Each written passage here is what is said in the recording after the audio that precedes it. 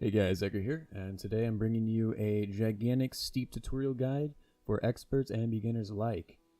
It's from the post Welcome to Steep You Suck, and with the author's permission, I'll be doing a guide on it. You can find the full post on Reddit.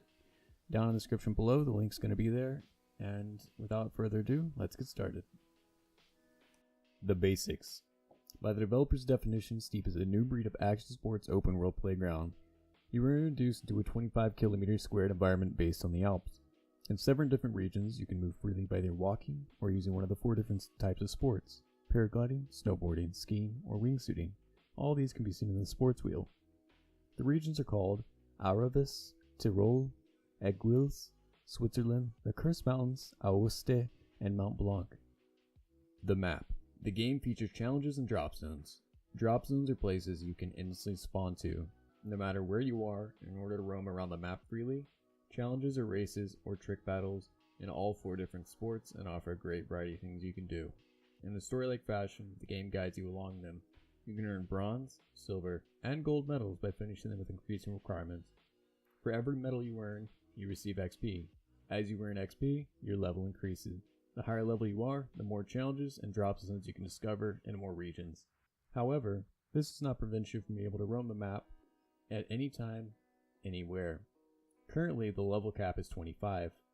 Helicopter tickets can be used to instantly spawn anywhere on the map. They can be purchased in-game, but it is not suggested you can, because once you hit level 25, you're awarded unlimited helicopter tickets. There are special places on the map which are called point of interest.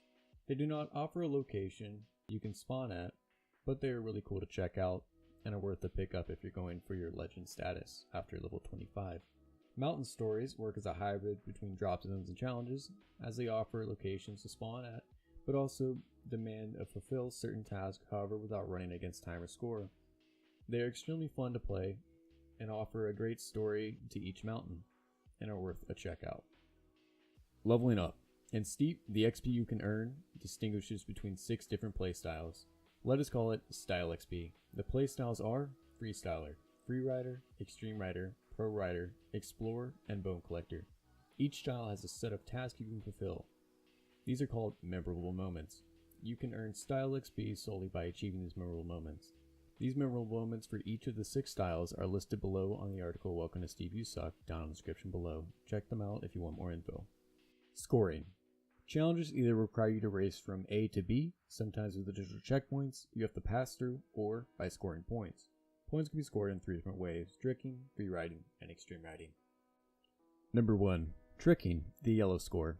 Steep's tricking guide system should be one of the harder ones to comprehend by first starting out. The tutorial finishes much too fast to understand everything on the first go.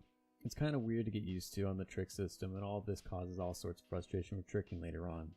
But to put it basically, tricking, the yellow score, is done by doing flips, tricks, and spins with your board. Number 2. Free riding, the blue score. Free riding is not a huge part of the gameplay. There are a few challenges that require riding relief, and mostly they are frustrating and dull. However, please don't feel discouraged. Free riding is awesome and adds style in a great way. Balancing on top of slopes and cliffs needs some practice. Start off best with a low speed and increase speed for more score when you got enough practice. Use the right stick, or J and L on keyboard, to utilize drifts and hence control your speed and position along the fall line more accurately. Number 3. Extreme riding, the orange score. The more surrounded you are by obstacles, the closer they are, and the faster you pass by them, the greater the score rises. So scoring greatly depends on the type of challenge it is and its location.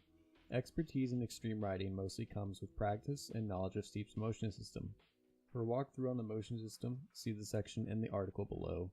Understanding game mechanics. Now that you've learned about all the different types of scoring, it's time to talk about game mechanics. So you know what this game is about and how to achieve its goals, but what is this game really about? Among other things like exploring a bit, Steep shouts, do stuff, be creative, do things you're not awarded for. But that adds style and wit of your play. Steep's late game, you should call it. Mastering game mechanics and the control system will demand a lot more out of you than the challenges did. So let's go over the basic and some more advanced mechanics. The G-Force system. In order to maintain a somehow realistic approach to winter sports, Steep introduced the G-Force system. When going at fast speeds or jumping off high cliffs, Your rider will lose balance depending on the impact with an obstacle or just hitting the ground. This effect cannot be prevented, but dampened by either slowing down or by aligning the boards or skis with the fall line of the slope you're riding on or approaching to by using the right stick or J and L on keyboard. Also, it can be dampened by stopping rotation of tricks soon enough by either counter moving the rotation or letting go of the sticks or keys at the right time. If let go too early, you will lose balance midair and hit hard. If let go too late, you will crash in a mid-turn. Another way of dampening it is by preventing or depressing takeoff on small or medium jumps by keeping the jump trigger pressed. Number 2. The motion system. Steep distinguishes between two types of motions that behave differently on ground and while in air. Pushing your left controller stick or pressing WASD on keyboard controls your speed and turn. Pushing your right controller stick, left or right, pressing J or L on keyboard controls your drift. Controlling speed and turn. These are the most basic controls, while behave similar in all 4 different sports, although being very basic and easy to understand. There are some things to note. Paragliding or speed control. Controlling speed is one of the most important tasks in advanced paragliding. Speed firstly depends on current updraft. Updraft can be read off the current amount of green arrows above your head. An important indicator is also the sound of the bypassing wind, which differs in more distinct sections of speed, exceeding the sections displayed by the arrows and allowing for more differential monitoring on how fast you are. Speed is gained by gliding close to the surface. The steeper the surface and the closer you glide to it, the faster you go. Wingsuiting, trading altitude for speed. While wingsuiting, you will gain speed only by losing altitude faster. Since you cannot gain height, but only slow down the fall, you have to economize with altitude given. What is right about the term trading is that it indicates a zero-sum game. This is correct since the loss or stagnation in height does correspond with the speed gained or lost. 5 seconds of diving and 5 seconds of catching the wind will come close to equal 10 seconds of doing neither. Because of this, either of these will always be more efficient in a race, as long as it draws the shortest line between start and finish. So what you want to do in your runs is just choosing the most direct path from start to finish, disregarding speed up or slowing down and avoiding inevitable changes in altitude. Skiing and snowboard carving. Carving is done by keeping the jump button pressed and is a great way to improve control while racing. It both enhances maneuverability on ground and also suppresses takeoffs for smaller jumps. This comes with a small sacrifice regarding speed, as both maximum speed and acceleration are slowed down in comparison to just pushing the controller stick up or W on keyboard. This technique should thus only be used on steep curves. The trigger jump on releasing the jump button cannot be cancelled, but suppressed by riding uphill or slowly releasing the jump button on controllers. Paragliding stunt control. Paragliding does not benefit of the drift controls mentioned above. To compensate for the lack of dodging maneuvers, paragliders can also use the stunt button for swift turns.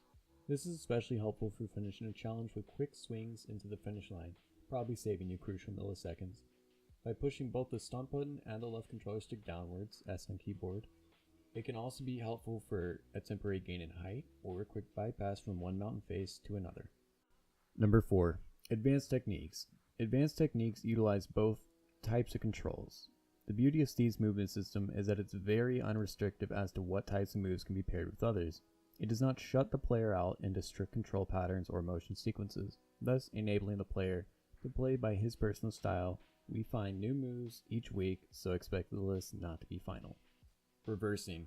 Going into switch can sometimes be obstructive, and trying to jump into regular again is one of the most annoying things to do in the game, so why not just turn into regular? Push your left and right control sticks in opposing directions, or press A and L or D and J on the keyboard and watch your model make a very smooth turn.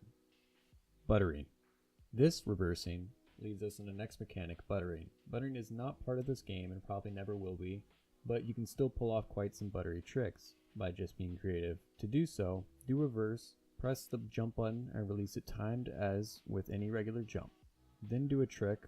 Butters work especially well with flips and Lincolns. Pivoting. While in air, drifting controls can not only be utilized to align your board or skis for a more smooth approach, but also for doing subtle little twists with your lower body. Doing a small jump with this technique before doing a larger jump can add much more style to your run. Grinding. Grinding is also not a part of this game, it probably never will be, but there is something similar you can utilize, drifting. Drifting with your right controller stick or J and L on keyboard is designed to work on flat ground. But players have found it also works on narrow surfaces such as fences, handrails, and walls. To balance yourself on those structures, you have to use your left controller stick or A and D on a keyboard. Practice is best on one of the power lines by using the helicopter ticket. The location is shown on the video right now. It's difficult to pull off in the game and won't reward you with any points, but it's very fun and it looks good in videos. The rest is completely up to you. Do as you wish, find great jumps and great new styles, combine all sorts of tricks and techniques to create something unique. Try and find a new way to add style to your runs. Everything can look good, everything can work. Just go out, seek opportunities, and be creative. That's all this game is, being creative.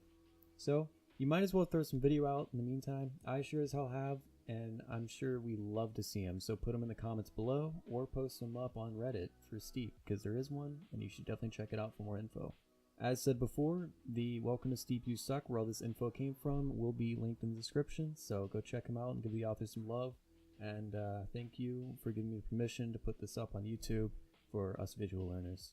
This has been Zeker, and this is good night.